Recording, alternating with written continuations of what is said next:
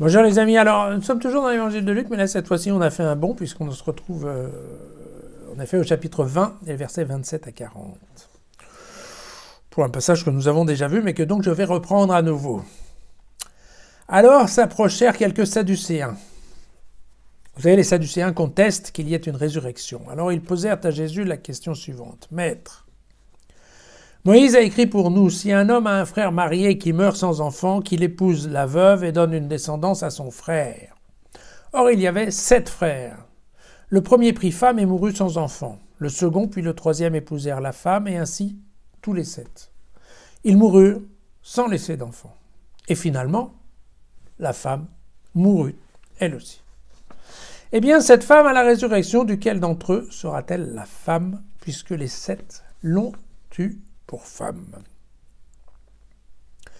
Alors Jésus leur répondit, ceux qui appartiennent à ce monde-ci prennent femme ou mari. Mais ceux qui ont été jugés dignes d'avoir part au monde à venir et à la résurrection des morts ne prennent ni femme ni mari. C'est qu'ils ne peuvent plus mourir, car ils sont pareils aux anges, ils sont fils de Dieu, puisqu'ils sont fils de la résurrection. Et que les morts doivent ressusciter. Moïse lui-même l'a indiqué dans le récit du buisson ardent quand il l'appelle le Seigneur, le Dieu d'Abraham, le Dieu d'Isaac et le Dieu de Jacob. Dieu n'est pas le Dieu des morts, mais des vivants, car tous sont vivants pour lui. Quelques scribes prenant la parole dirent « Maître, tu as bien parlé », car ils n'osaient plus l'interroger sur rien du tout. Voilà. Donc je peux que vous encourager à aller lire en effet mon commentaire du 6 novembre dernier, c'est-à-dire qu'il y a quand même vraiment pas très longtemps. L'évangile est le même et son explication n'a pas dû beaucoup changer. Alors c'est un passage, c'est un vrai copier-coller d'ailleurs avec l'évangile de Marc au chapitre 12 et également à l'évangile de Matthieu. Et d'ailleurs, la conclusion est la même, qui est de dire aux Sadducéens, vous n'y connaissez rien. Alors, c'est assez, en fait, c'est quand même assez amusant quand on reprend cet évangile. Pourquoi ? Parce que typiquement, on est en train de parler d'une querelle de juifs. Hein. Les Sadducéens, je vous le rappelle, donc les Sadducéens, c'est une famille, en fait, une tribu, voilà, de juifs, qui ont décidé que pour eux, les seuls textes qui valaient la peine étaient ceux de la Torah, c'est-à-dire du Pentateuque, hein, les 5 premiers textes qui sont de la Bible. Et donc, eux ne veulent absolument pas entendre parler des textes qu'eux considèrent secondaires, donc les psaumes, les proverbes, les sagesses, tout ça, ça ne les intéresse pas. Et puis, ils veulent surtout pas entendre parler non plus de tout ce qu'on appelle le travail talmudique, en fait, donc les diverses rédactions qui ont été faites de compréhension ou d'évolution, si on veut bien, de ces textes de base. Donc, ils se veulent purs et durs, et dans une approche pure et dure des textes. Voilà. Et ce qui les oppose aux pharisiens, c'est qu'effectivement, par rapport aux pharisiens, il y a des points de détail sur lesquels ils ne sont absolument pas d'accord. Donc ils ne sont pas d'accord avec la notion de la résurrection, ils ne sont pas du tout d'accord avec la notion de la vie après la mort, et ils sont encore moins d'accord avec l'existence éventuelle des anges. Vous voyez ? Et donc voilà, ce qui se passe, c'est qu'effectivement, alors c'est quand même assez amusant de voir que Jésus est coincé dans ce genre de discussion. On s'attendait à ce que les Sadducéens aillent plutôt faire polémique avec des pharisiens qu'avec Jésus, qui lui-même était considéré comme un révolutionnaire chez les pharisiens. Mais, encore une fois, cette notion-là, elle a peut-être été un peu transformée par les évangélistes. Parce que je vous l'avais dit, il est fort probable qu'en fait, Jésus, au début, était pharisien.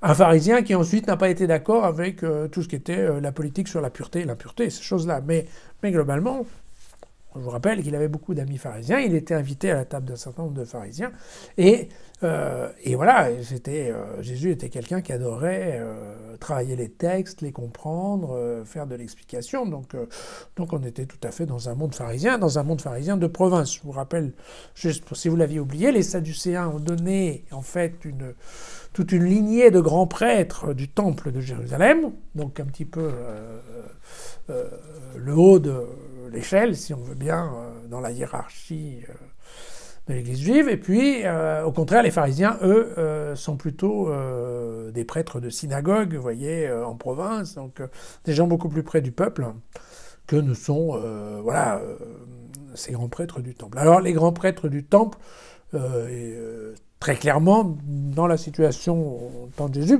c'est vrai que oui, être sadducéen, c'est quand même être quelque part tout à fait être traditionnaliste, conservateur, pas très évolutif en un mot. Voilà. Alors, en fait, cet évangile...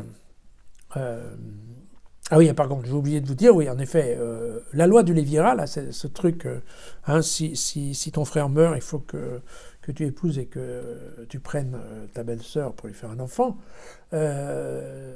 Ça, par contre, c'est en effet dans le Deutéronome et dans le Lévitique. Donc, très clairement, les Sadducéens sont d'accord avec ça. Ça, c'est pas un problème. D'accord ? Leur problème, c'est qu'en effet, alors la résurrection est autour de truc, un peu pour se moquer hein, de ceux qui croient à la résurrection. Voilà.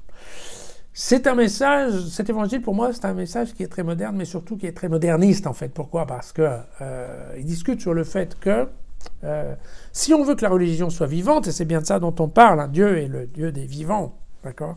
Ça veut dire qu'en effet, il faut être capable de prendre comme bienvenue toute idée, toute réflexion, toute analyse des textes qui existent et qui sont ensuite transformés en d'autres textes, et ça permet une évolution en fait. Hein. C'est ce que je vous ai toujours dit. Hein. La religion, c'est avant tout des itérations successives d'un peuple fidèle qui croit en Dieu, mais qui, n'ayant ni photo, ni vidéo, ni caméra, très clairement est obligé de faire un certain nombre d'itérations successives en se disant, moi je pense que Dieu il est comme ci, il est comme ça, avec un argumentaire bien entendu, et avec certaines démonstrations à l'appui. Et donc ça c'est un travail de réflexion, d'évolution, voilà.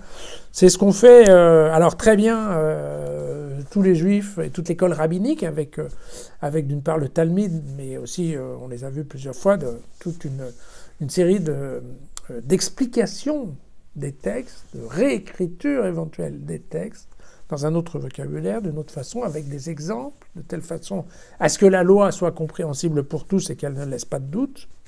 Mais c'est aussi le travail, voilà, des grands penseurs chrétiens, comme Saint Augustin, Thomas d'Aquin et tant d'autres. Et puis c'est le travail encore aujourd'hui hein, de centaines d'exégètes qui sont des gens qui travaillent les textes, qui essayent de les comprendre et qui essayent de voir aussi comment ces textes peuvent s'adapter quelque part au développement de la société, au développement de la science, des choses comme ça. Vous voyez ?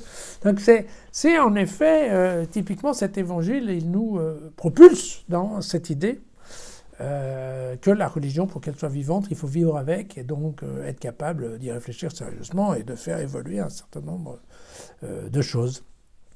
Et donc voilà, et c'est pour ça que c'est un texte que je trouve vraiment intéressant. D'ailleurs, en parlant de vivants et de morts, je vous rappelle que les Sadducéens, une fois que le temple de Jérusalem a été brûlé, eh bien, très clairement, comme ils ne faisaient rien d'autre que les sacrifices dans le temple, eh bien, ils ne servaient plus à rien.